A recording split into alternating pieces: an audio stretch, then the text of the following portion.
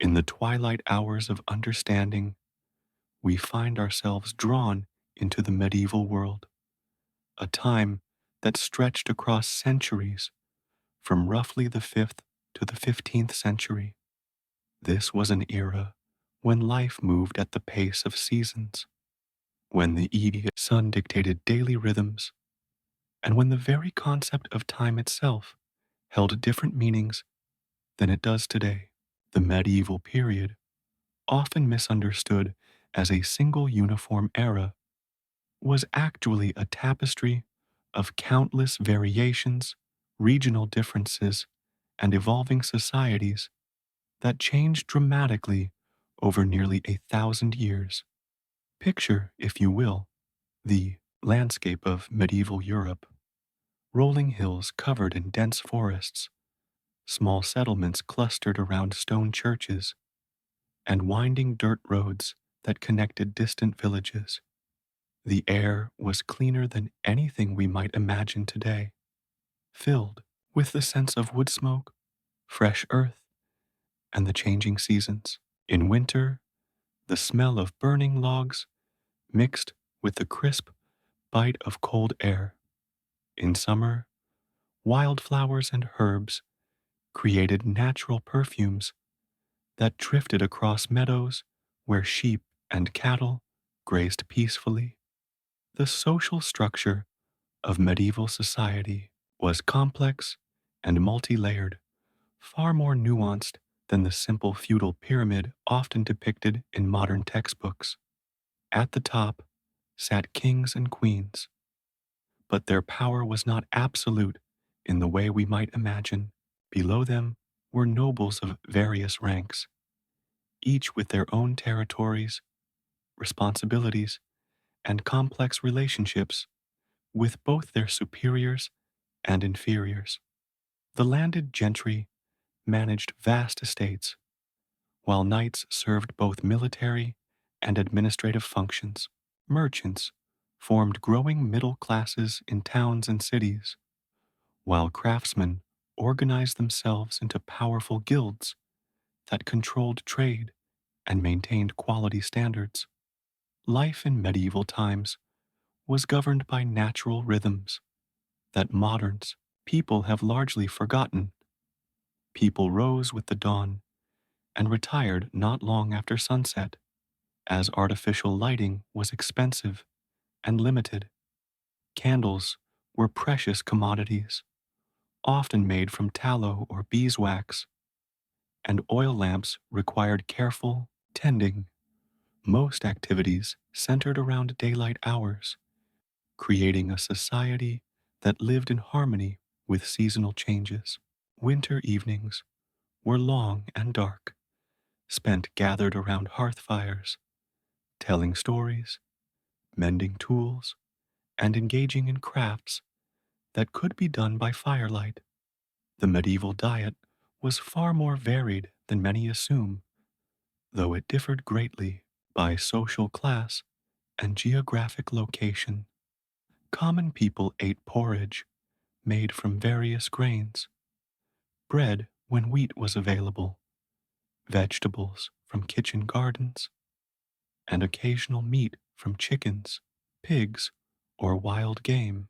Nobles enjoyed more elaborate fare, including spiced wines, imported delicacies, and elaborate feast dishes prepared by skilled cooks. Herbs and spices were not just seasonings, but essential medicines, with every household maintaining knowledge of which plants could cure common ailments. Medieval architecture tells stories of both practical needs and spiritual aspirations. Stone castles, with their thick walls and narrow windows, were designed for defense, but also for comfort within those constraints. Great halls served as communal spaces where lords held court, families gathered for meals, and important business was conducted. Smaller chambers provided private spaces for reflection, study, and rest. Churches and cathedrals reached toward heaven with soaring spires and intricate stone carvings that took generations to complete. The role of religion in medieval life cannot be overstated, yet it was far more complex than simple piety. The Church provided not only spiritual guidance, but also education, healthcare, and social services. Monasteries served as centers of learning, preserving ancient texts and developing new knowledge in fields ranging from agriculture to astronomy. Monks and nuns followed strict daily schedules of prayer, work, and study that created structured, contemplative lifestyles focused on spiritual development and service to others. Medieval justice systems were elaborate and varied, differing significantly from modern legal concepts. Local lords held court to settle disputes, while traveling judges brought royal justice to remote areas. The concept of trial by ordeal, though real, was less common than popular culture suggests, and most disputes were settled through negotiation, compensation, and community involvement. Professional law enforcement, as we know it, did not exist, but communities developed effective systems for maintaining order and resolving conflicts. Trade and commerce flourished throughout the medieval period, connecting distant regions through networks of merchants, craftsmen, and travelers. Markets were held regularly in towns and cities, bringing together people from surrounding areas to exchange goods, news, and ideas. Craft guilds maintained high standards for their products while protecting the interests of their members. Long distance trade routes connected Europe with Asia and Africa, bringing exotic goods and new ideas that gradually transformed medieval society. Education in medieval times was more widespread than often assumed, though it varied greatly by social class and region. While formal schooling was limited, most people learned practical skills through apprenticeships and family traditions. Literacy was not uncommon among merchants and craftsmen who needed to keep records and conduct business. Noble children received education in reading, writing, mathematics, and various cultural accomplishments. The rise of universities in the later medieval period created centers of advanced learning that attracted students from across Europe. Medieval medicine combined practical knowledge with spiritual beliefs, creating healing traditions that were often more effective than later generations recognized. Herbalists understood the medicinal properties of plants. Surgeons developed skilled techniques for treating injuries, and physicians studied ancient texts while developing new treatments. Hospitals, often run by religious orders, provided care for the sick and injured while serving as centers for medical education and research. The medieval understanding of psychology and human nature was sophisticated in ways that modern people are only beginning to appreciate. Medieval thinkers developed complex theories about human emotions, moral development, and spiritual growth. They understood the importance of community, ritual, and contemplative practices in maintaining mental and spiritual health. Their approaches to counseling and spiritual direction often involved deep listening, gradual guidance, and respect for individual differences and needs. As we settle into this exploration of medieval life, we begin to understand that this was a world of great complexity, beauty, and human depth. The pace of life allowed for contemplation, community connection, and spiritual development in ways that our modern world often struggles to achieve. Medieval people faced real challenges and hardships, but they also created systems of meaning, beauty, and mutual support that sustained them through difficulties and celebrated the joys of human existence. As we draw closer to understanding the medieval world, we must adjust our modern perspectives and open ourselves to ways of thinking that are both foreign and surprisingly familiar. The medieval mind operated within frameworks that prioritized community over individuality, spiritual meaning over material accumulation, and long term stability over rapid change. These were not limitations, but different approaches to organizing human society and individual consciousness. Imagine stepping into a medieval town on a typical morning. The air carries the mingled scents of baking bread, wood smoke from countless hearths, and the earthy smells of animals and gardens. Church bells mark the passage of time, calling people to prayer at regular intervals throughout the day. The sound of bells was not just functional, but deeply meaningful, connecting individuals to their community and to the rhythms of spiritual life that gave structure and meaning to daily existence. The medieval concept of time was fundamentally different from our modern understanding.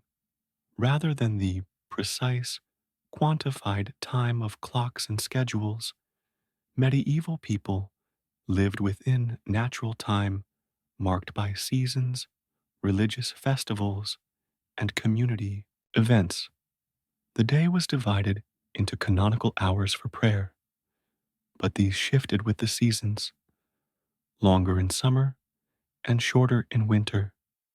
This created a flexible, organic relationship with time that allowed for deeper attention to present moments and seasonal changes. Medieval people understood themselves as part of larger cosmic orders that included not only their immediate communities, but also the natural world, the realm of ancestors, and divine purposes that extended far beyond individual concerns.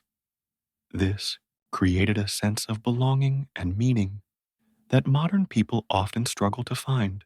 Individual identity was understood within the context of family, community, and spiritual calling rather than as something to be created independently through personal choice and achievement. The medieval approach to work was profoundly different from modern concepts of career and productivity. Craftsmen took pride in creating beautiful, lasting objects rather than maximizing output or profit. Agricultural work followed natural seasons and community needs rather than market demands. Even the most humble tasks were understood as forms of service to community and creation, invested with dignity and spiritual meaning that made them sources of satisfaction rather than mere drudgery. Medieval homes were designed for community living, with great halls serving as centers for family life, business, and hospitality. Privacy, as we understand it, was rare and not particularly valued. Instead, medieval people developed sophisticated social skills for living harmoniously in close quarters with extended family, servants, apprentices, and frequent guests. This created strong social bonds and mutual support systems that provided security and meaning throughout life. The medieval understanding of health and healing was holistic, recognizing connections between physical, emotional, and spiritual well being that modern medicine is only beginning to rediscover. Medieval healers understood that effective treatment required attention to diet, exercise, sleep, emotional state, spiritual condition, and social relationships. They developed treatments that address the whole person rather than isolated symptoms, often achieving remarkable results through patient, individualized care. Medieval education was understood as character formation rather than information transfer. Students learned not just facts and skills, but ways of thinking, feeling, and being that would serve them throughout life. Masters took personal responsibility for their apprentices and students, providing guidance that extended far beyond technical training to include moral development, spiritual growth, and social responsibility. This created deep, lasting relationships that continued throughout life. The medieval approach to conflict resolution emphasized restoration over punishment, seeking to heal relationships and communities rather than simply deterring future problems. When disputes arose, community leaders worked to understand underlying causes and address them through changes that would prevent similar conflicts. Offenders were encouraged to make amends and demonstrate genuine change rather than simply accepting punishment and returning to problematic behaviors.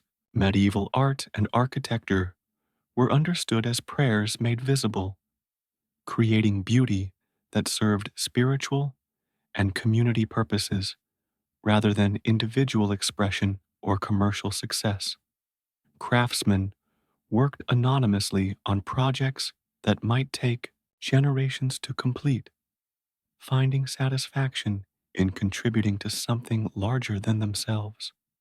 Gothic cathedrals, illuminated manuscripts, and carved altarpieces were created with meticulous attention to detail and symbolic meaning that invited contemplation and spiritual reflection. The medieval understanding of nature was both practical and mystical, recognizing natural cycles and forces as expressions of divine creativity that deserved respect and careful attention. Medieval people developed sophisticated knowledge of weather patterns, plant growth, animal behavior, and seasonal changes that allowed them to live sustainably within natural systems. They understood themselves as caretakers of creation rather than masters of nature, seeking harmony rather than domination. Medieval approaches to spiritual development emphasized gradual growth through daily practices, community support, and patient attention to interior movements of the soul. Rather than seeking dramatic experiences or rapid transformation, medieval people understood spiritual maturity as the fruit of consistent, humble efforts maintained over years and decades. This created stable, peaceful approaches to spiritual life that sustained people through all the normal difficulties and transitions of human existence. As we continue to approach the medieval mindset, we begin to appreciate the depth and wisdom of ways of life that prioritized meaning over efficiency, community over competition, and spiritual development over material accumulation. These were not naive or primitive approaches, but sophisticated responses to universal human needs that remain relevant today. The medieval world offers us alternative visions of what human life can be when organized around different values and priorities. The transition into medieval consciousness requires patience and openness, allowing ourselves to slow down and appreciate rhythms of life that have been largely forgotten in our modern world. As we prepare to enter more deeply into medieval experience, we open ourselves to ways of being that may heal and restore aspects of human nature that contemporary society often neglects or damages.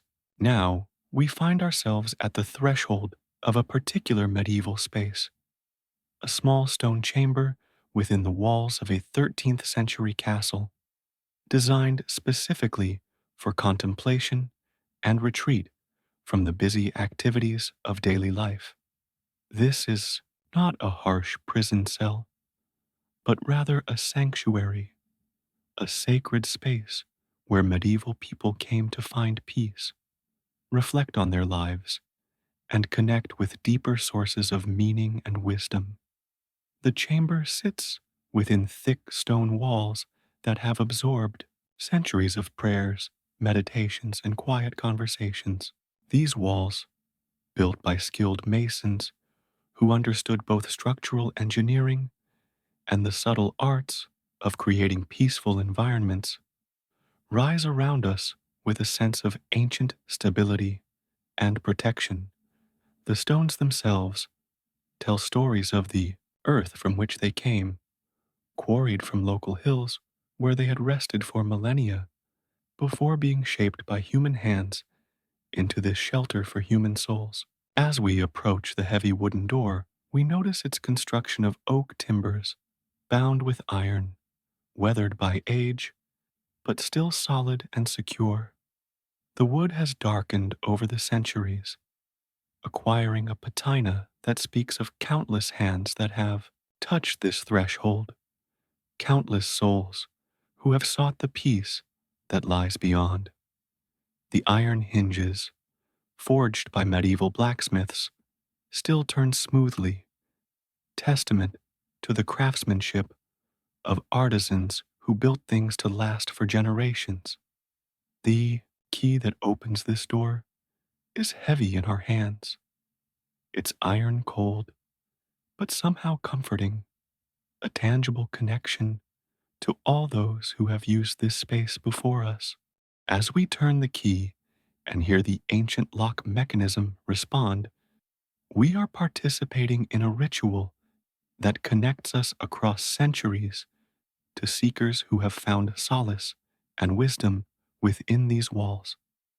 The door swings open with a slight creak that seems to welcome us into a space set apart from worldly concerns and temporal anxieties. Stepping across the threshold, we immediately notice the quality of silence that fills this space. It is not the empty silence of an abandoned place, but rather the full, rich silence of a space that has been loved and used for contemplation.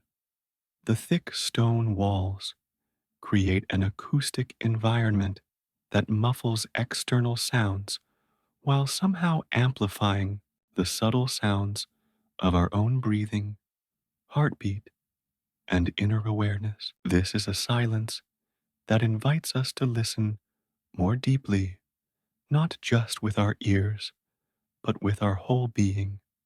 The chamber is illuminated by natural light filtering through a small window set high in the stone wall. This window, with its deep embrasure and simple glass, creates a soft, even light that changes throughout the day as the sun travels across the sky. In the morning, the light is fresh and clear, carrying hints of dawn colors. By afternoon, it has mellowed into warm, golden tones that seem to bless everything they touch. In the evening, the light becomes gentle and contemplative, preparing the soul for rest and inner reflection. The floor beneath our feet is made of smooth stone, worn by centuries of footsteps into gentle curves and hollows that seem to welcome and guide our movements. Here and there, small rugs woven from wool, dyed with natural colors, provide warmth and comfort, their patterns inspired by medieval gardens and scriptural imagery. These rugs were created by hands that understood both beauty and function, designed to support contemplative practices while adding visual harmony to the sacred space. Along one wall stands a simple wooden table, its surface polished smooth by years of use. This table has held countless books, manuscripts, writing materials, and devotional objects used by those who have found refuge in this chamber. The wood itself, likely oak from local forests, carries the memory of earth and seasons, of rain and sunshine that nurtured its growth before human hands shaped it into this useful and beautiful form. Upon the table sits a pewter candlestick, its metal dulled to a soft sheen that reflects light gently without harsh glare. Beside the table stands a wooden chair, its design simple but elegant, crafted for comfort during long periods of reading, writing, or meditation. The chair's proportions reflect medieval understanding of human anatomy and the needs of contemplative practice, providing support while allowing freedom of movement and natural posture. Its wooden arms show the gentle wear patterns of countless hands, testimony to the many souls who have found rest and renewal in this sacred space. Against the opposite wall, a narrow bed provides a place for rest and dreams. The bed frame is made of sturdy oak, supporting a mattress filled with wool and straw, covered with linen sheets, woven by skilled hands, and wool blankets dyed with natural colors.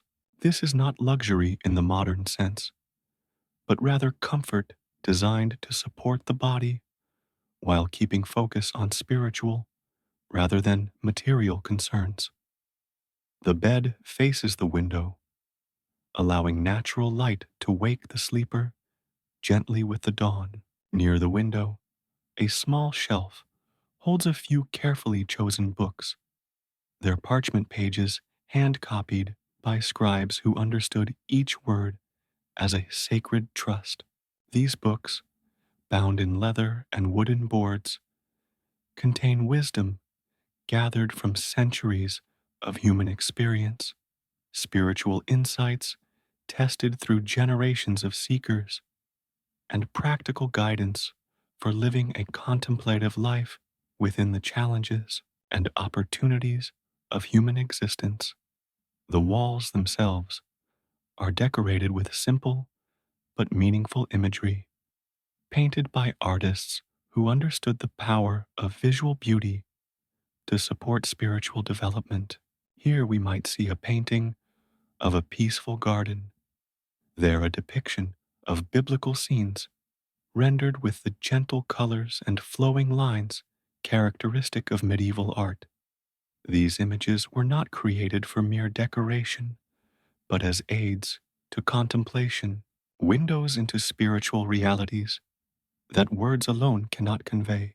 The air in this chamber carries subtle fragrances of beeswax from candles, wool from blankets and rugs, and the indefinable scent of old stone that has absorbed centuries of human presence. These scents work together to create an atmosphere that immediately signals to our deeper awareness that this is a space set apart, a sanctuary where different rules apply and different possibilities open before us. As we settle into this contemplative environment, we begin to feel our breathing slow and deepen, our heartbeat become more regular and peaceful. Our thoughts begin to quiet and organize themselves around the simple reality of this present moment in this sacred space. The chamber itself seems to teach us how to be present, how to let go of external concerns, and discover the peace that lies always available within our own deepest nature. Having crossed the threshold into this sacred space, we now begin the process of settling into the rhythms and practices that have made this chamber a place of peace and transformation for countless souls over the centuries. The very act of closing the door behind us creates a boundary between the busy world outside and the contemplative world within, allowing us to leave behind the concerns and distractions that so often fragment our attention and scatter our energy. The first moments in any contemplative space are crucial as they set the tone and intention for everything that follows. Medieval practitioners understood this well, developing gentle rituals and practices that helped the soul transition from worldly engagement to inner awareness. We might begin by simply standing quietly near the door, allowing our eyes to adjust to the softer light and our ears to attune to the quality of silence that fills this space. As we move further into the chamber, we notice how each element has been placed with careful attention to creating harmony and supporting contemplative practice. The furniture is arranged not for efficiency or convenience, but to create a flow of energy that draws the soul inward toward its own center. The table and chair are positioned to take advantage of natural light while maintaining a sense of enclosure and protection. The bed is placed where rest will be deep and dreams may carry wisdom. Taking a seat in the wooden chair, we immediately feel how its proportions support a posture that is both relaxed and alert, comfortable enough for long periods of contemplation, yet structured enough to maintain awareness and attention. Medieval craftsmen understood that physical comfort serves spiritual purposes, that the body must be at peace for the soul to do its deeper work. The chair embraces us gently, becoming a partner in contemplative practice rather than merely functional furniture.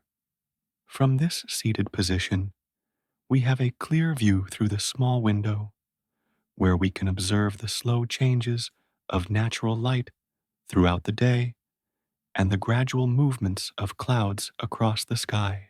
Medieval contemplatives understood that observing natural cycles helped attune the soul to deeper rhythms that govern both outer and inner life.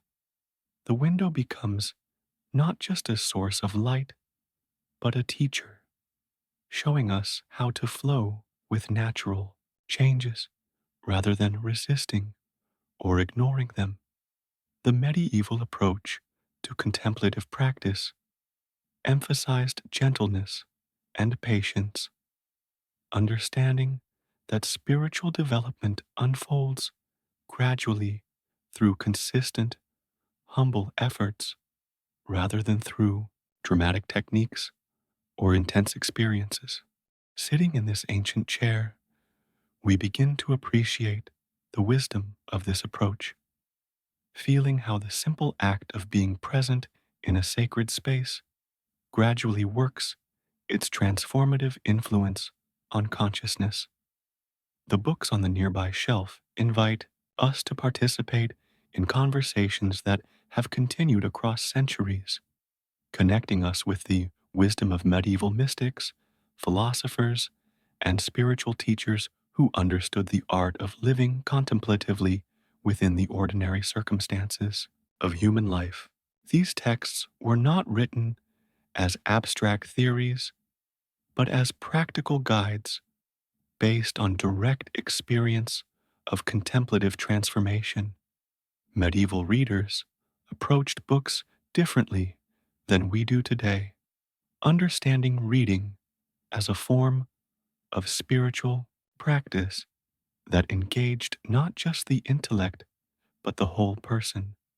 They read slowly, allowing words to penetrate deeply into consciousness, often memorizing passages that could be recalled and pondered throughout the day. Reading became a form of prayer, a conversation with wisdom that continued long after the book was closed. The pewter candlestick on the table reminds us that medieval contemplatives often continued their practices into the evening hours, when artificial light created intimate spaces for reading, writing, and meditation. The gentle flicker of candlelight provided not just illumination, but a focal point for contemplative attention, a living symbol of the inner light that contemplative practice seeks to kindle and nurture within the soul. The natural materials that surround us in this chamber speak of medieval understanding that spiritual life is not separate from material existence, but rather finds expression through matter that has been shaped with love and intention. The wood in the furniture grew in forests that received rain and sunshine. The stone in the walls was formed over geological ages. The wool in the blankets came from sheep that grazed in peaceful meadows. All of creation participates in the sacred, and contemplative spaces honor this participation. As afternoon light begins to shift and change, casting different shadows and creating new patterns of illumination throughout the chamber, we begin to understand how medieval contemplatives used natural rhythms to structure their inner lives. Rather than fighting against time or trying to impose artificial schedules on spiritual development, they learned to flow with natural cycles, finding in them reflections of deeper spiritual truths about growth, rest, renewal, and transformation. The silence in this chamber is not empty, but full, pregnant with possibilities for insight, healing, and growth. Medieval contemplatives understood silence not as the absence of sound, but as the presence of deep listening, an opening of awareness that allows us to hear subtleties usually drowned out by external noise and internal chatter. This silence teaches us to listen not just with our ears, but with our whole being. The very walls of this chamber seem to hold memories of all the prayers, meditations, tears, and insights that have been offered within this space over the centuries. These walls have witnessed countless souls working through difficulties, discovering new depths of understanding, and finding peace in the midst of life's inevitable challenges. We become part of this ongoing story, adding our own presence to the accumulated wisdom of this sacred space. Medieval contemplatives understood that transformation happens not through dramatic events, but through the accumulation of small, faithful practices maintained with patience and persistence over time. Sitting in this chamber, we begin to appreciate the power of simply being present, simply breathing peacefully, simply allowing ourselves to rest in awareness without needing to accomplish or achieve anything in particular. The temperature in this stone chamber is naturally cool, creating an environment that is refreshing without being uncomfortable, invigorating without being harsh. Medieval people understood that slight physical challenges, like cool air or simple furnishings, could actually support spiritual practice by keeping awareness alert and preventing the dullness that comes from too much comfort or luxury. As we continue to settle into this contemplative environment, we notice how our breathing naturally becomes slower and deeper, how our thoughts begin to organize themselves around the simple reality of this present moment, how our concerns about past and future begin to fade into the background of awareness. The chamber itself becomes our teacher, showing us through direct experience how to inhabit the present moment with awareness, acceptance, and peace.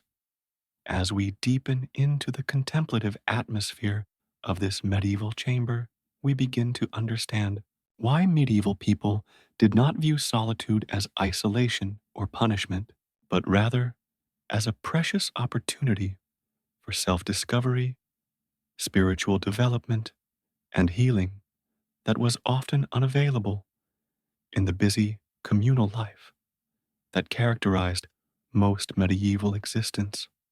This solitude is not loneliness, but rather a rich engagement with aspects of reality that can only be experienced when external distractions are removed and attention is allowed to turn inward. The concept of solitude in medieval spirituality was profoundly different from modern notions of being alone. Rather than seeing solitude as absence of relationship, medieval contemplatives understood it as presence to deeper forms of connection with the divine, with nature, with the wisdom of previous generations, and with their own authentic nature beneath the layers of social roles and external expectations. This chamber becomes a laboratory for exploring these deeper dimensions of human existence. Sitting in the gentle afternoon light that filters through the small window, we begin to notice subtle sounds that would normally be overwhelmed by the noise of active life. The whisper of wind around the stone walls, the distant calls of birds, the almost inaudible settling sounds of ancient wood and stone, our own heartbeat and breathing. Medieval contemplatives trained themselves to listen to these subtle sounds as forms of natural music that could guide them into deeper states of awareness and peace. The medieval understanding of time in solitude was particularly sophisticated, recognizing that when external demands and social pressures were removed, consciousness naturally began to operate according to different rhythms and cycles. Linear time, measured by clocks and schedules, gave way to organic time, measured by inner readiness, natural cycles, and the gradual unfolding of insight and understanding. In this chamber, we have permission to let go of temporal anxiety and rest in the eternal present moment. Medieval writers often described solitude as an opportunity to meet oneself honestly, without the masks and performances required by social interaction.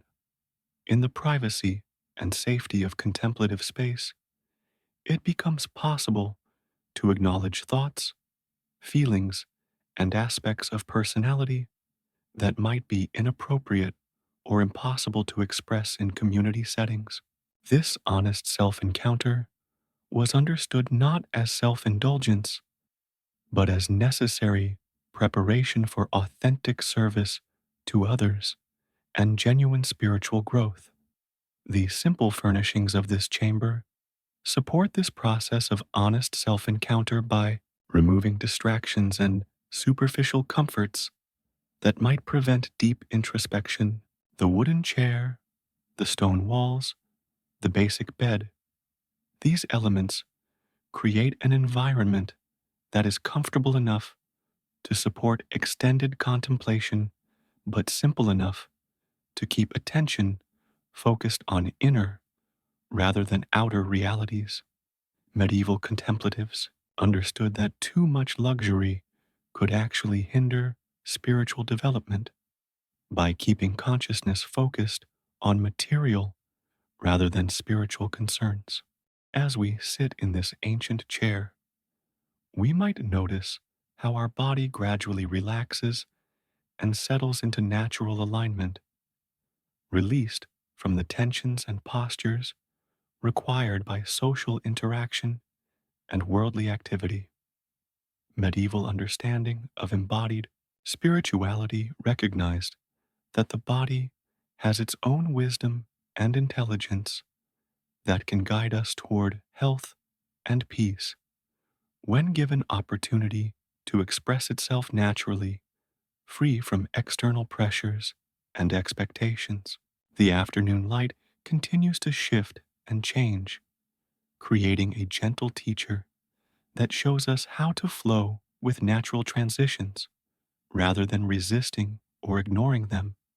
Medieval contemplatives spent considerable time observing these natural changes, understanding them as reflections of deeper spiritual truths about impermanence, renewal, and the underlying patterns that govern both outer and inner life. The changing light becomes a scripture written in the language of creation itself. Medieval approaches to solitude emphasized the importance of gentle discipline and structure, understanding that freedom from external constraints needed to be balanced with inner commitment to contemplative practice. Without some form of structure, solitude could become mere daydreaming or worry rather than genuine contemplative engagement. The regularity of prayer times, the rhythm of reading and reflection, the simple routines of daily maintenance, these provided framework within which deeper spiritual work could unfold.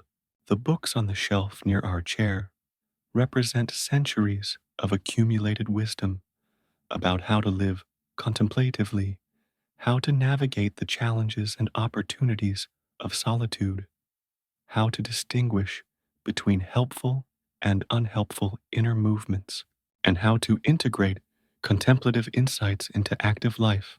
Medieval contemplatives were part of a living tradition that provided guidance and support even in solitude, connecting individual experience with tested wisdom and proven practices. The medieval understanding of memory in solitude was particularly rich, recognizing that when the mind is freed from immediate external demands, it naturally begins to process and integrate past experiences in new ways. Old memories might surface for healing and resolution. Insights from previous reading or conversations might suddenly become clear and applicable, and patterns in personal experience might become visible that were hidden during periods of active engagement with worldly affairs. The walls of this chamber, with their simple painted imagery, provide gentle focal points for contemplative attention without overwhelming consciousness with complex or dramatic content. Medieval artists understood that contemplative art should support rather than distract from inner work, offering beauty and meaning that draws the soul deeper rather than scattering attention across multiple competing impressions. These images become companions in solitude, friendly presences that support contemplative practice. As afternoon gradually transitions toward evening, we begin to understand how medieval contemplatives used natural cycles to structure contemplative time, allowing external rhythms to guide inner attention rather than imposing artificial schedules on spiritual development. The gradual changes in light and shadow, the subtle shifts in temperature and sound, the natural progression from active to receptive awareness, all of these become teachers and guides in the art of contemplative living. The stone floor beneath our feet connects us with the earth itself, reminding us that even in solitude, we remain part of the larger web of creation. supported by forces and cycles that extend far beyond individual consciousness.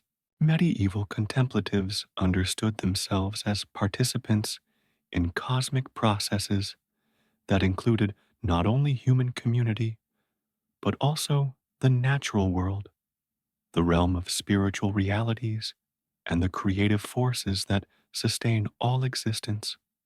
In this deepening solitude, we begin to discover that aloneness and connection are not opposites, but rather different aspects of the same spiritual reality.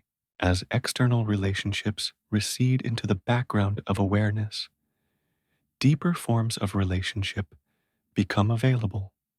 Relationship with our own authentic nature, with the wisdom traditions that have guided contemplative seekers across centuries, with the natural world that surrounds and supports us, and with spiritual realities that transcend ordinary consciousness.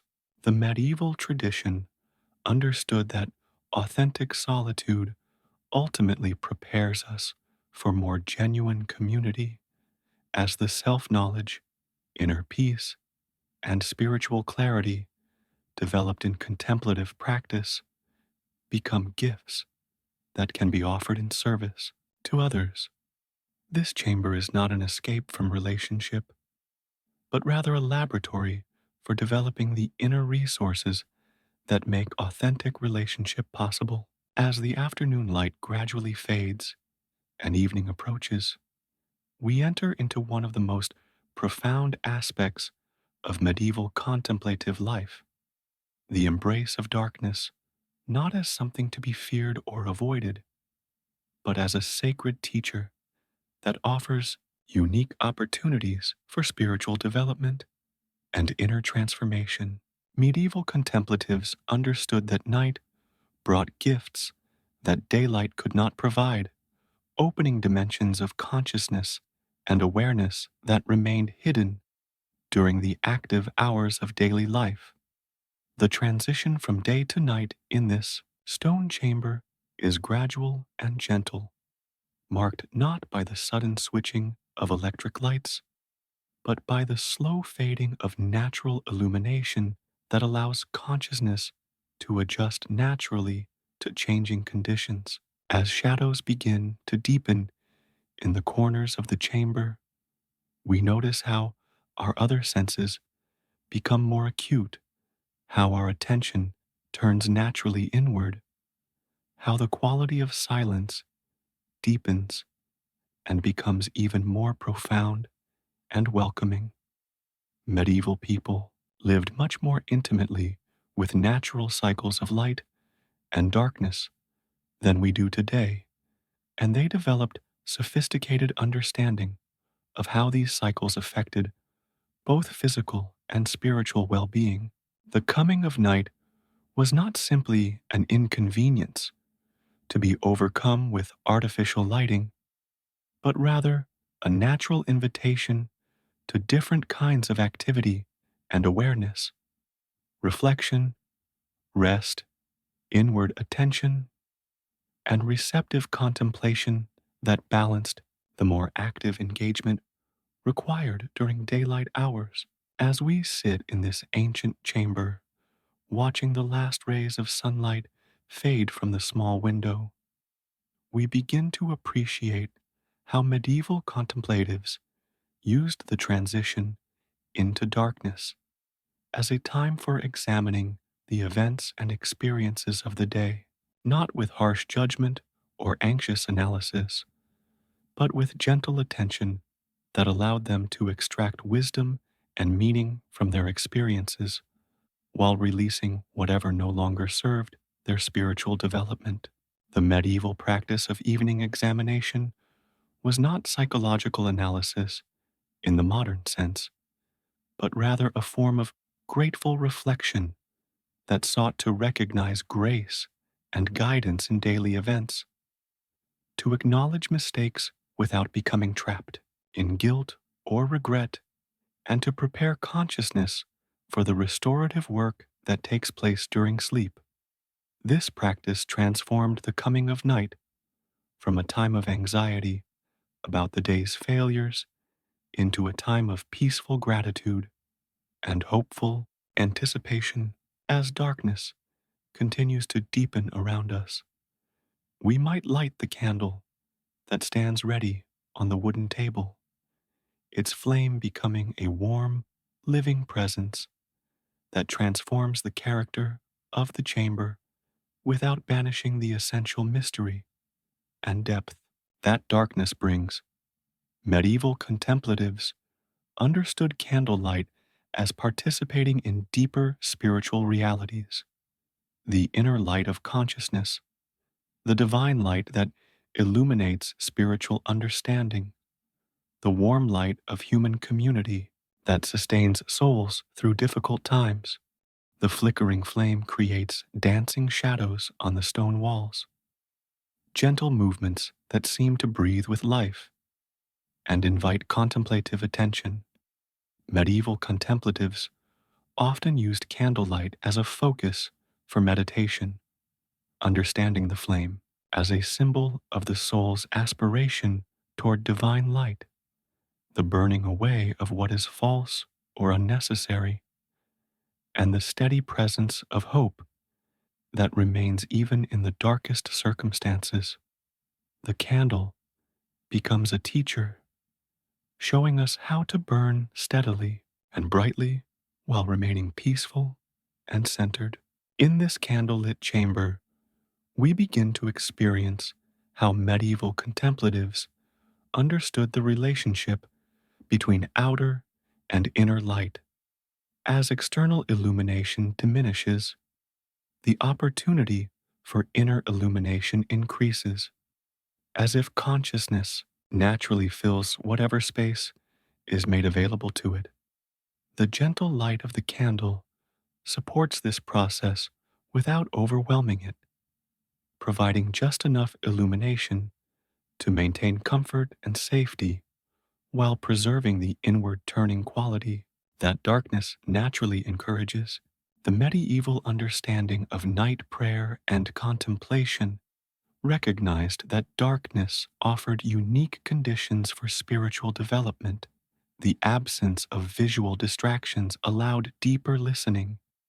The quiet of night provided freedom from social demands and expectations, and the natural tiredness of the body created conditions where the soul could more easily transcend ordinary consciousness and experience deeper states of awareness and communion.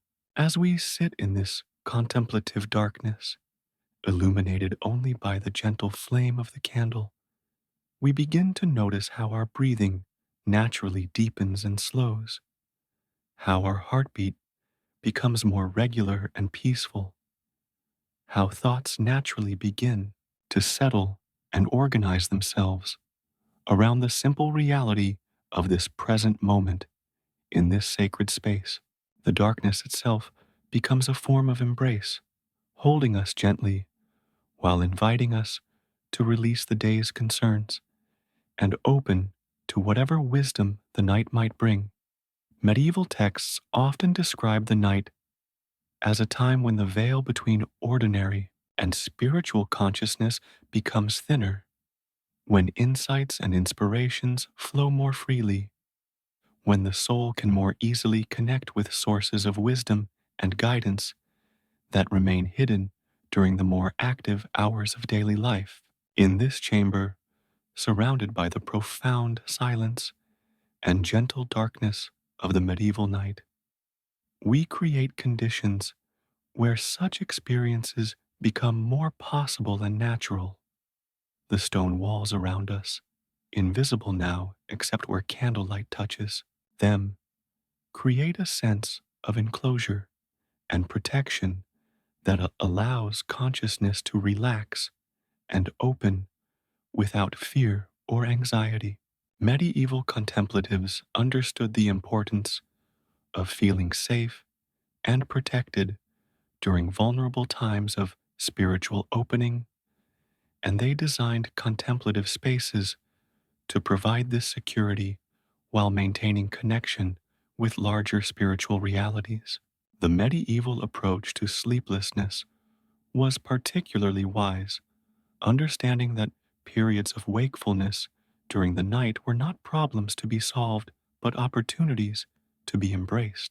Rather than fighting against insomnia or treating it as pathology, medieval contemplatives learned to use wakeful periods for prayer, reflection, and gentle contemplation that often yielded insights and understanding not available during ordinary waking consciousness. As the night deepens around us, we begin to appreciate how medieval contemplatives understood darkness as pregnant with possibility rather than empty of meaning. The darkness was not absence, but presence, the presence of mystery, of potential, of the unknown dimensions of reality that daylight consciousness could not perceive or understand.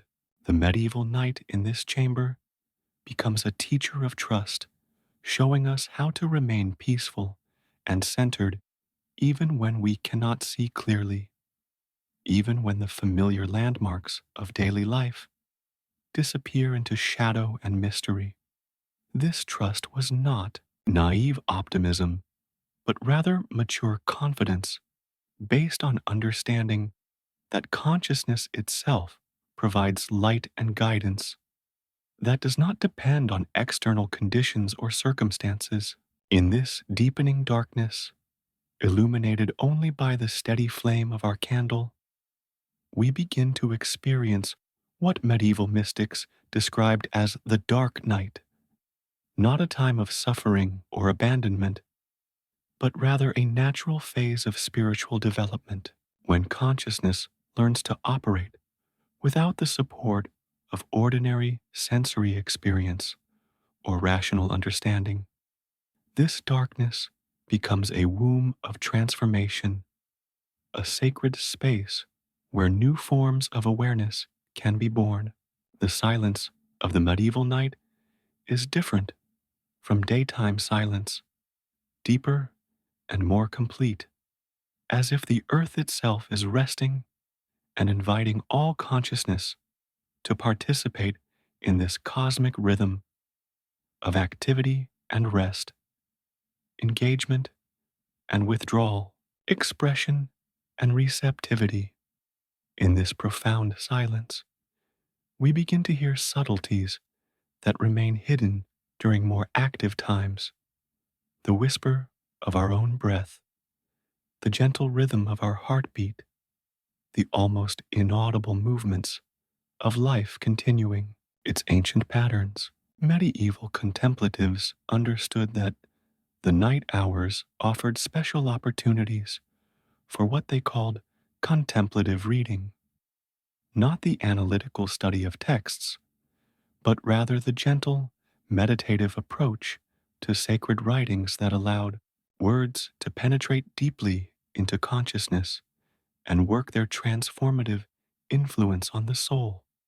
In the soft light of candle flame, words seem to glow with inner meaning, revealing layers of significance not visible in ordinary daylight reading.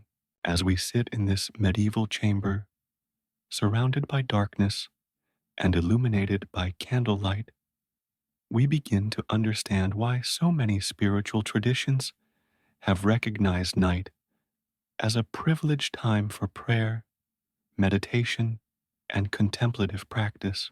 The darkness creates natural conditions for inward attention, for receptive awareness, for the kind of gentle, non aggressive spiritual practice that allows transformation to unfold according to its own organic timing and rhythm. The medieval understanding of dreams and sleep as forms of spiritual communication becomes more accessible in this contemplative environment, where the boundaries between waking and sleeping consciousness begin to soften and merge. Medieval people understood dreams not as random neurological activity, but as meaningful communications from deeper levels of consciousness, from spiritual guides, and from divine sources of wisdom and guidance. In this candlelit chamber, we create conditions similar to those that medieval contemplatives understood as most conducive to receiving spiritual insight and guidance: quiet, safety, gentle illumination, freedom from external demands, and receptive attention that remains open to whatever wisdom might emerge from the depths of consciousness or from sources beyond ordinary awareness. The flame of our candle continues to burn steadily, a living symbol of the eternal light that medieval contemplatives understood as the true nature of consciousness itself.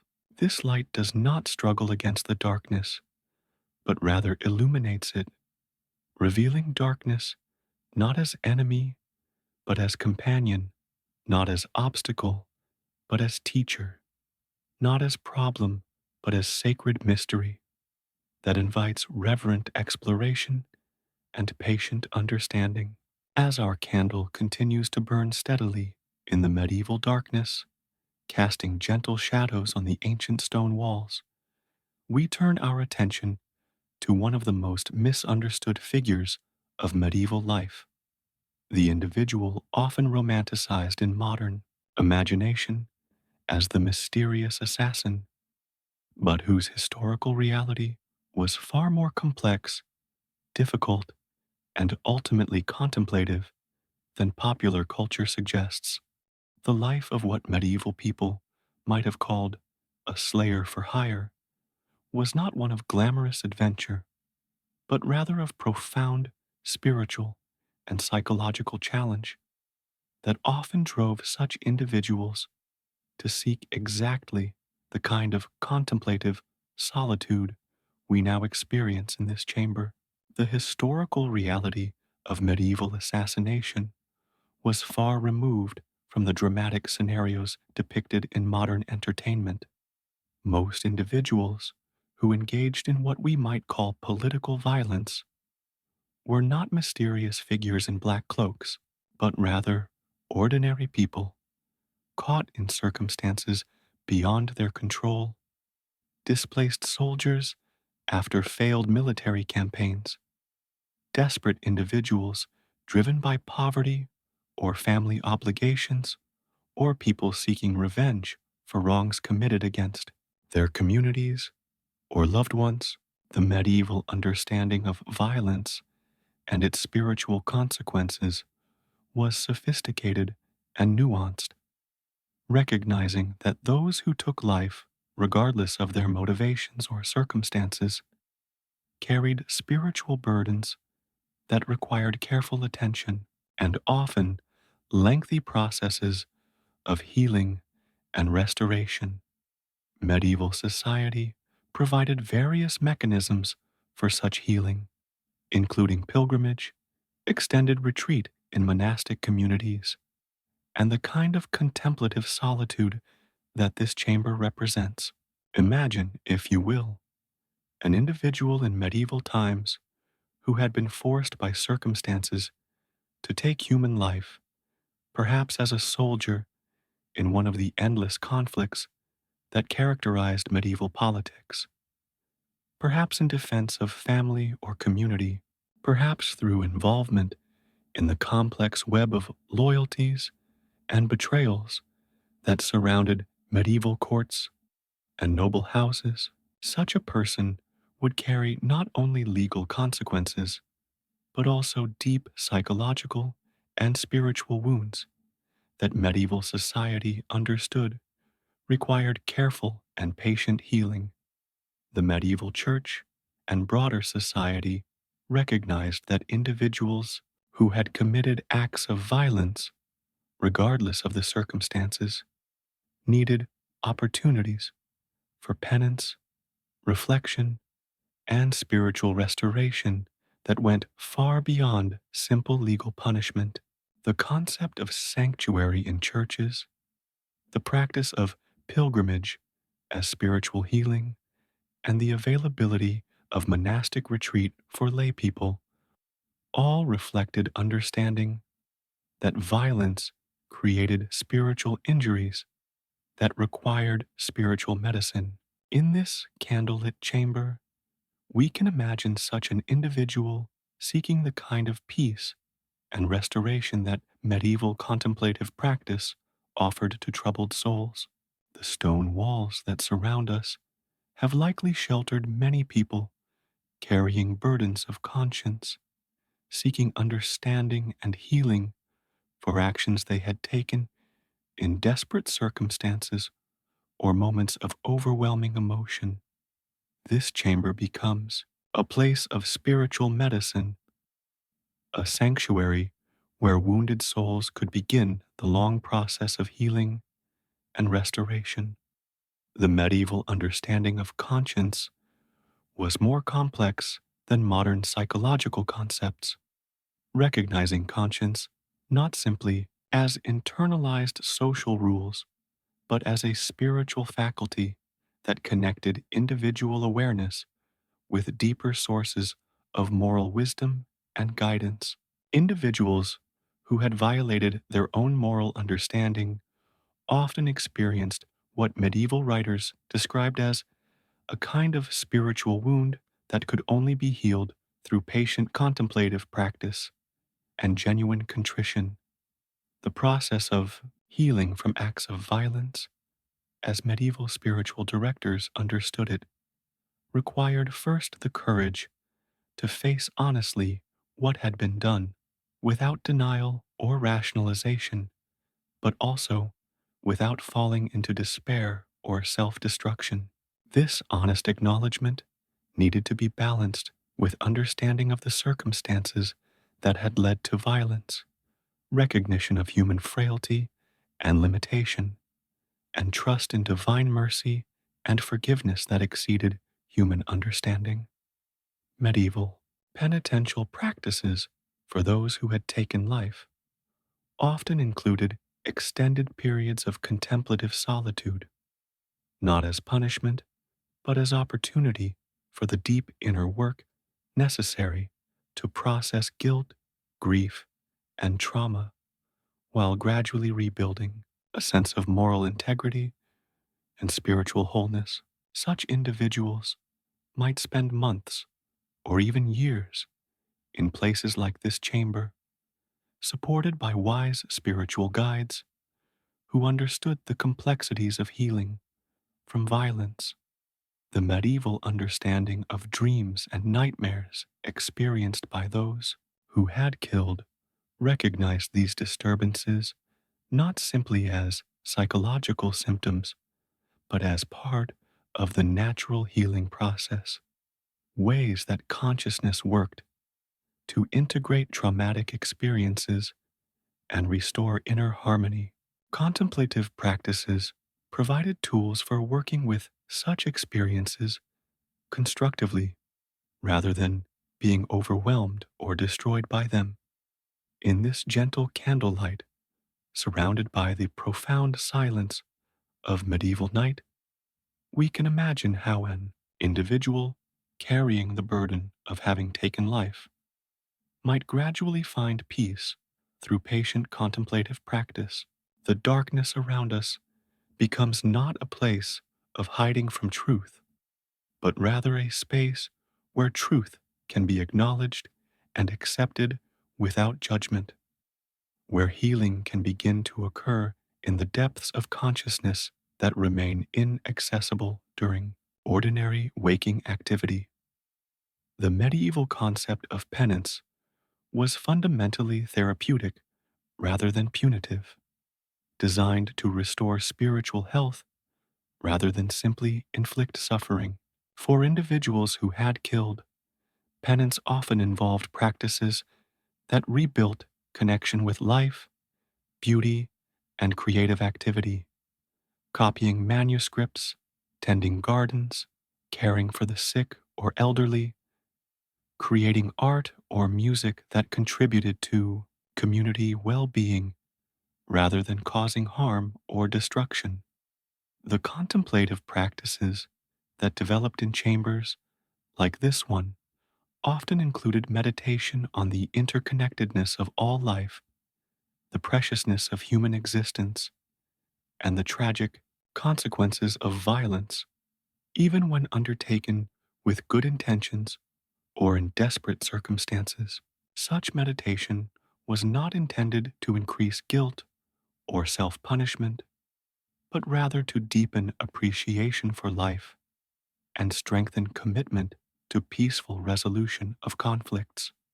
Medieval spiritual directors who worked with individuals healing from acts of violence understood that such healing required not only solitary contemplation, but also eventual reintegration into community life through service and constructive activity. The goal was not permanent withdrawal from society, but rather the development of inner resources that would prevent future violence while contributing positively to community well being. The candlelight that illuminates our contemplation creates an atmosphere conducive to the kind of gentle self examination that medieval penitential practice encouraged.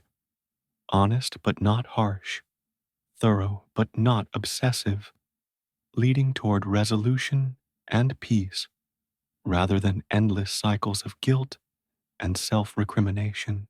The flame becomes a symbol of the inner light that remains available even to those who have committed serious moral failures. The spark of divine image that can never be completely extinguished by human action. As we sit in this medieval chamber, surrounded by darkness and illuminated by the steady flame of contemplative attention, we begin to understand why medieval society created spaces like this for individuals carrying heavy burdens of conscience. The combination of solitude and silence, of safety and challenge, of comfort and simplicity creates optimal conditions for the deep inner work necessary to heal from the wounds that violence inflicts on both victim and perpetrator. The medieval understanding of redemption was practical rather than merely theoretical, recognizing that individuals could indeed be transformed through patient spiritual practice, wise guidance, and the healing power of contemplative attention applied consistently over time. Even those who had taken life could find peace, wisdom, and renewed commitment to serving life rather than destroying it. As our candle burns lower and the medieval night deepens around us, we begin the gentle transition from active contemplation toward the restorative rest that this chamber has provided for countless souls over the centuries. The medieval understanding of sleep was profoundly different from modern concepts, viewing rest not as mere physical necessity, but as sacred time when consciousness could be renewed, when the soul could be restored, and when wisdom could be received through dreams and the mysterious processes of healing that occur during peaceful slumber. The gradual preparation for sleep in medieval times was itself a contemplative practice, a gentle winding down that honored the natural rhythms of body and consciousness, while creating optimal conditions for the deep rest that would prepare the soul for whatever challenges and opportunities the new day might bring. This preparation was not hurried or anxious, but rather peaceful and trusting, reflecting confidence in the natural wisdom of both body and spirit.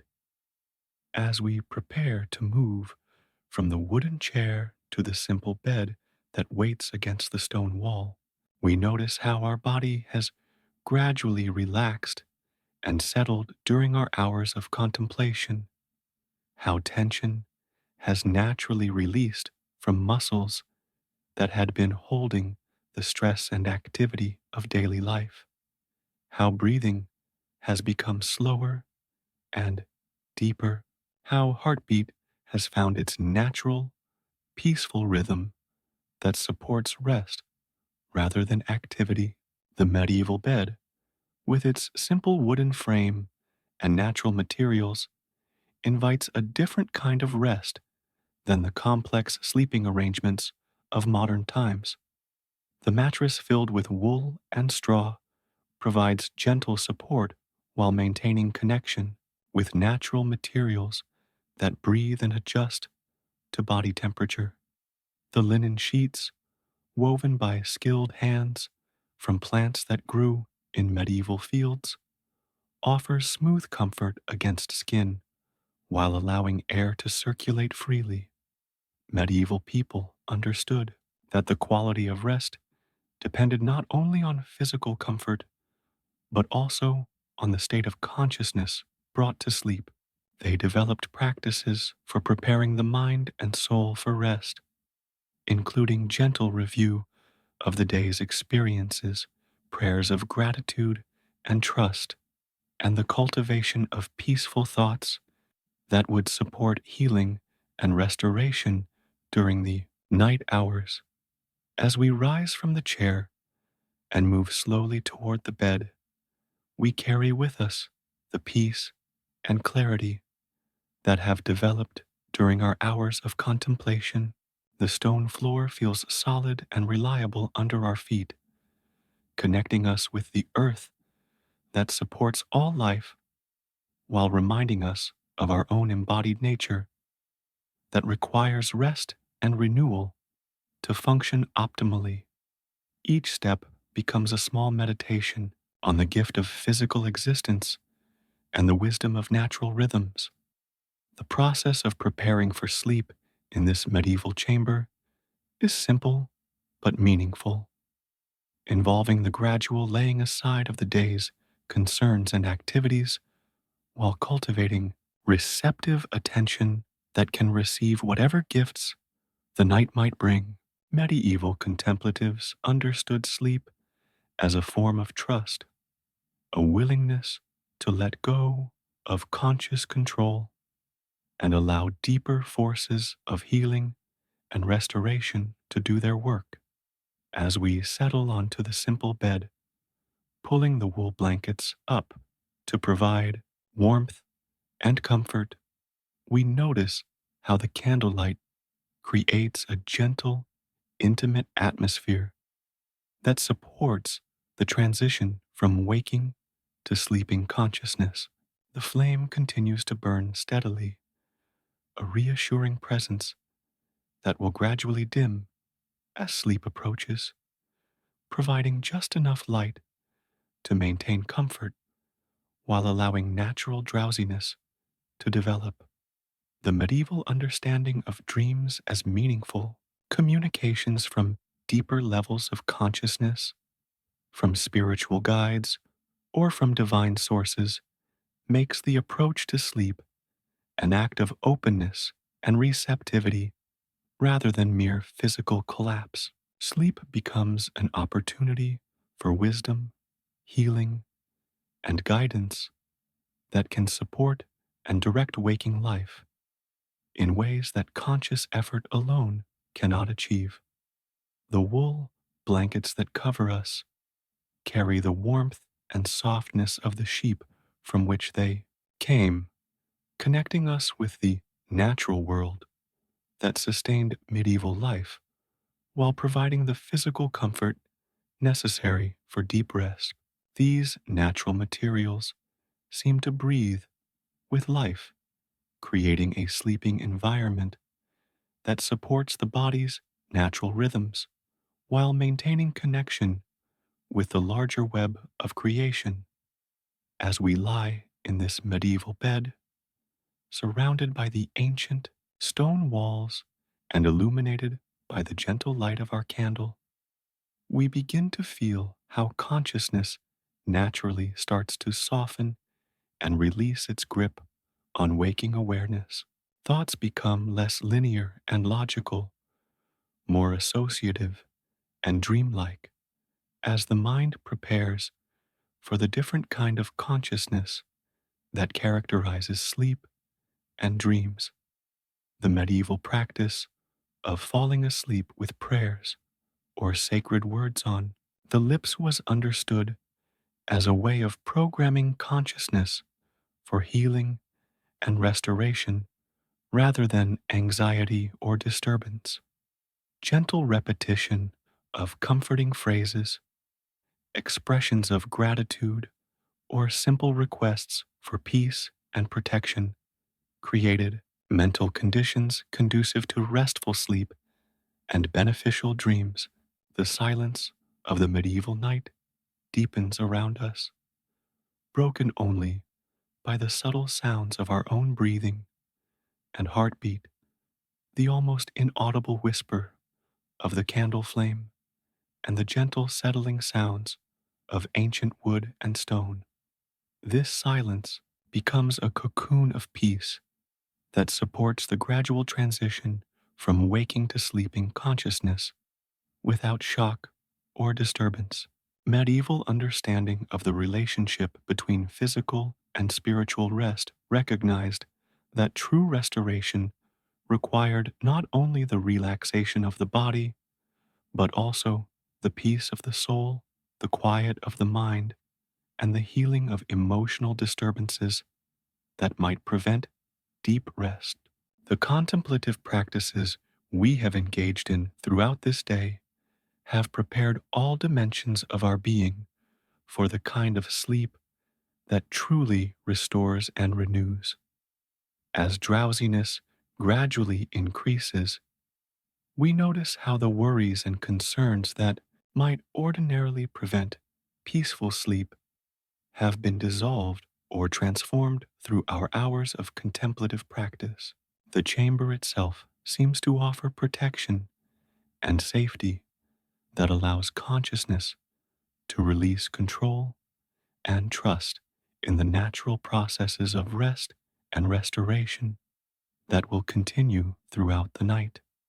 The medieval conception of sleep as a small death and awakening, as a small resurrection, invested the process of falling asleep with spiritual significance that transformed it from mere physical necessity into sacred transition.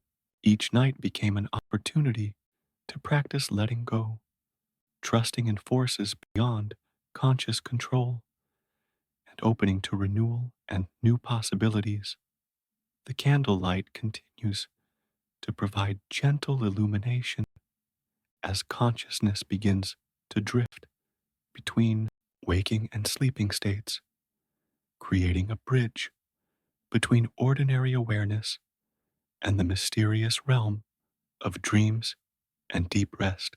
Medieval contemplatives often described this transitional time as particularly conducive to spiritual insight and communication with deeper sources of wisdom and guidance. As we prepare to surrender to sleep in this ancient chamber, surrounded by stone walls that have sheltered countless souls through their nights of rest and renewal, we become part of a continuing story of human seeking for peace, restoration, and connection with the deeper mysteries of existence that sleep and dreams can provide. As our candle flame grows smaller and gentler, casting increasingly soft shadows on the ancient stone walls, we enter the most sacred portion of our medieval contemplative journey, the gradual surrender to sleep that medieval people understood, not as unconsciousness, but as a different form of consciousness, a realm where the soul could travel to places unavailable during waking hours and receive wisdom, healing, and guidance from sources beyond ordinary awareness. The medieval understanding of the transition into sleep was profoundly spiritual, viewing this daily passage not as a loss of consciousness, but as an expansion of consciousness into dimensions of reality that remained hidden during waking life. Sleep was understood as a return to the source, a nightly pilgrimage to the depths of creation where healing, restoration, and renewal could occur naturally and without effort or strain. As we lie in this simple medieval bed, covered by wool blankets that carry the warmth of the sheep and the skill of human hands, we notice how our breathing naturally deepens and slows, how our heartbeat becomes increasingly regular and peaceful, how the boundaries between our individual consciousness and the larger awareness that sustains all life begin to soften and dissolve in the most natural and comfortable way. The stone walls that surround us seem to pulse gently with the accumulated peace of centuries, as if all the restful sleep that has occurred within this chamber has somehow been absorbed into the very stones, creating an atmosphere of profound safety and tranquility that supports our own journey into the mysterious realm of sleep and dreams. We become part of this continuing story of rest and renewal that connects us with countless souls who have found peace within these walls. Medieval people understood dreams as meaningful communications that could provide guidance for daily life, healing for emotional and spiritual wounds, and connection with loved ones who had died, with spiritual guides and with divine sources of wisdom and love. The approach to sleep was therefore one of openness and receptivity, preparing consciousness to receive whatever gifts the night might bring while trusting in the fundamental goodness and wisdom of the forces that govern sleep and dreams. As consciousness begins to drift and flow like a gentle river moving toward the sea, we notice how the concerns and anxieties that might ordinarily prevent peaceful sleep have been dissolved through our hours of contemplative practice. The medieval understanding of confession and spiritual cleansing prepared the soul for sleep by releasing whatever burdens might disturb rest or create nightmares and disturbance. The candlelight continues to provide gentle illumination, but now it seems to come from within as much as from without, as if the flame has taught our own consciousness how to maintain its own gentle light, even as external awareness begins to fade. Medieval mystics often described this inner light as the true illumination that guides the soul through all transitions, including the nightly passage from waking to sleeping consciousness. The medieval practice of falling asleep with prayers or sacred phrases creates a gentle current of meaning that can guide consciousness through the transition into sleep while programming the mind for peaceful, healing dreams. These words become like gentle boats that carry awareness safely across the waters between waking and sleeping, ensuring that the journey occurs in harmony with spiritual purposes and divine protection. As our body continues to relax and settle into the natural rhythms of approaching sleep, we notice how the simple materials of this medieval bed, the wooden frame, the wool mattress, the linen sheets, seem to embrace and support us with the accumulated wisdom of generations who have understood sleep as a sacred activity that deserves reverence, preparation, and grateful acceptance.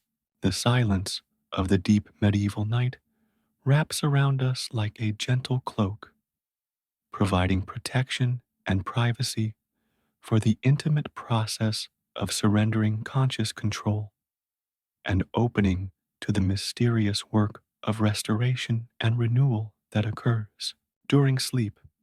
This silence is not empty but full, pregnant with possibilities for healing, insight, and communion with sources of wisdom that transcend ordinary, rational understanding. Medieval understanding of the soul's journey during sleep included the belief that consciousness could travel to distant places, communicate with departed loved ones, receive visions of future possibilities, and experience healing and teaching that would support and guide waking life. Sleep became a time of pilgrimage and adventure rather than mere unconscious rest, adding richness and meaning to what modern people often view as empty time. As the boundaries between waking and sleeping consciousness continue to soften and blur, we begin to experience what medieval mystics described as the sleep of the just, not merely the absence of disturbance, but the presence of deep peace that comes from alignment with natural rhythms, spiritual purposes, and divine will. This sleep becomes a form of prayer, a wordless communion with the source of all peace and restoration. The medieval conception of guardian angels and spiritual guides who watch over sleeping souls adds another dimension of safety and protection to our journey into sleep. As consciousness gradually releases its grip on ordinary awareness, we trust in the presence of loving forces that will guide and protect us through the mysterious territories of sleep and dreams, ensuring that we receive what we need for healing and renewal. The gentle rise and fall of our breathing becomes like waves on a peaceful shore, each exhalation releasing whatever no longer serves our highest good, each inhalation drawing in the healing and restoration that this sacred chamber offers to all who seek refuge within its ancient walls. Breathing becomes a bridge between conscious prayer and unconscious reception of grace and blessing. As our candle flame grows smaller and softer, eventually preparing to extinguish itself naturally, we understand that we are not losing light, but rather allowing consciousness to discover its own inner illumination that needs no external fuel to continue burning. Medieval contemplatives understood this inner light as inextinguishable, available to guide and protect consciousness through all experiences, whether waking or sleeping. The medieval understanding of death as the final sleep and sleep as a nightly death removes fear from both experiences, transforming them into natural transitions that can be approached with trust, curiosity, and even anticipation rather than anxiety or resistance. Each night's sleep becomes practice for the ultimate surrender that awaits all souls, preparation for the final journey that leads to eternal rest and perfect peace. As consciousness continues its gentle drift toward complete surrender to sleep, we carry with us all the peace, wisdom, and healing that have accumulated during our contemplative journey through this medieval chamber. The insights gained, the fears released, the trust developed, and the peace discovered become treasures that will continue to bless and support us, not only through this night's rest, but through all the days and nights that follow. The ancient stones that surround us seem to whisper blessings and benedictions, sharing the accumulated wisdom of centuries while welcoming us into the timeless community of souls who have found rest, healing, and renewal within this sacred space. We become part of their continuing story, adding our own experience to the treasury of peace that this chamber offers to all who seek refuge within its protective walls. In these final moments of conscious awareness, as sleep gently claims our attention and draws us into its mysterious realm of healing and restoration, we surrender with complete trust to the natural wisdom that governs all transitions, all healing, and all forms of renewal.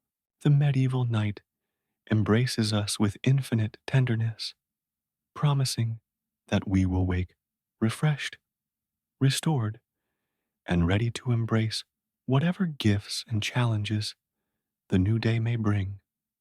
And so we sleep, surrounded by ancient stone and protected by centuries of accumulated prayer, carried by natural rhythms into the sacred realm where souls are healed, wisdom is received, and peace is restored to all who trust in the fundamental goodness of the forces that sustain and renew all life, all consciousness, and all hope for restoration and renewal in this beautiful, challenging, and ultimately sacred world.